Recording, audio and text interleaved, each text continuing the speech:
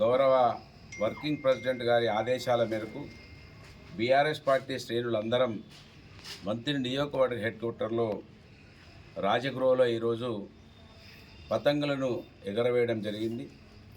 పతంగులు తెలంగాణలో కావచ్చు, ఉమ్మడి ఆంధ్రప్రదేశ్లో కావచ్చు, ఇది మరి చలికాలం నుంచి ఎండాకాలంకు ఆహ్వానం పలికే విధంగా ఇది సందేశంగా దీన్ని ఎగరవేయడం జరుగుతూ ఉన్నది. మేమైతే బీఆర్ఎస్ పార్టీ ఇది ఆకాశం అద్దెగా ఎదగాల్సిన అవసరం ఉన్నదని, ఎగిరేటువంటి రాష్ట్రాన్ని మరి వెనుకకు పడేసినటువంటి కాంగ్రెస్ పాలనను అంతమొందించే దిశగా ఈ పతంగులలాగా మరి బీఆర్ఎస్ పార్టీ కార్యకర్తలు కూడా ఎగరాలని ఆకాంక్షిస్తూ,